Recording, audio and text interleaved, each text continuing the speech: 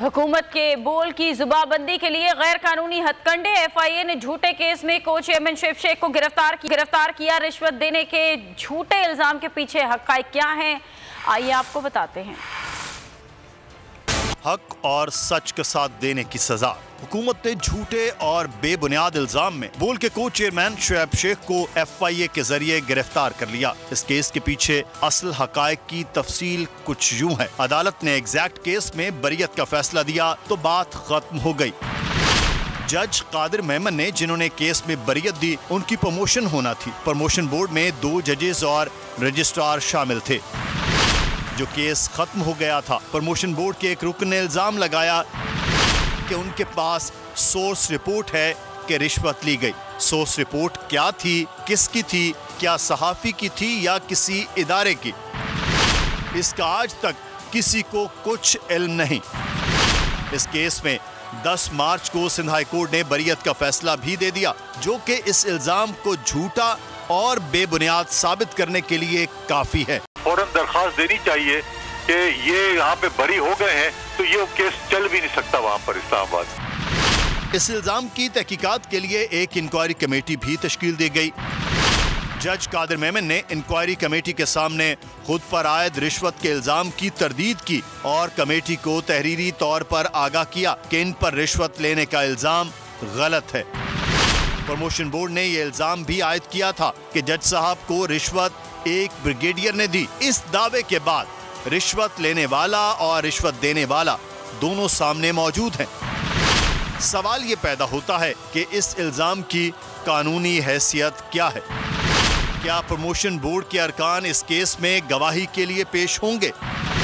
Inquiry के बाद ये केस FIA को भेज दिया गया।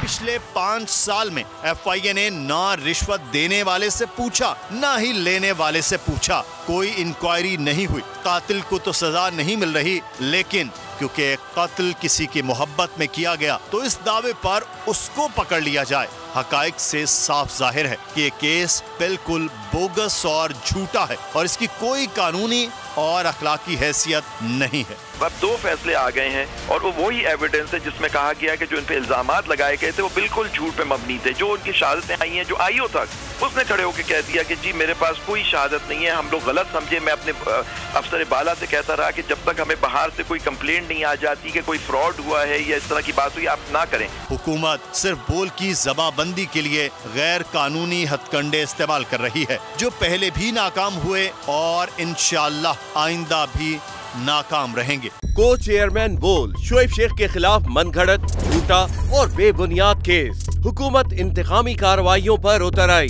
रिश्वत देने के झूठे इल्जाम के पीछे असल हकायक वो ले आया अवाम के सामने। सिंध हाई कोर्ट की जानिब से 10 मार्च को एग्जैक्ट केस में बरियत का फैसला भी दे दिया गया, जो रिश्वत के इस इल्जाम को झूठा और बेबुनियाद साबित करने के लिए काफी है। सवाल ये उठता है, न रिश्वत लेने वाला न देने वाला मौजूद, तो फिर ये मुकदमा क्या है? गुज़िश्ता 5 सालों में ना तो कोई गवाह पेश हुआ और ना ही कोई सबूत सामने आया, जबकि कोई इंक्वायरी अमल में नहीं लाई गई। जब मुल्ज़िमान से कोई तहकीकात नहीं की गई, कुछ साबित नहीं हुआ, तो फिर ये मुकदमा क्या है? इससे कबल केस की इंक्वायरी कमेटी के सामने खुद जज कादिर मेमन ने रिश्वत के इल्जाम की तरदीद की थी और कमेटी को तहरीरी तौर पर आगाह भी किया था। इस झूठे और बेबुनियाद केस की कानूनन कोई हैसियत नहीं। सिंध हाई कोर्ट इस मुकदमे में शुएब शेख को बरी कर चुकी है, तो फिर इस नाम नेहाद इल्जाम की कानूनी हैसियत क्या है? बोल इंसाफ का मुंतजिर है।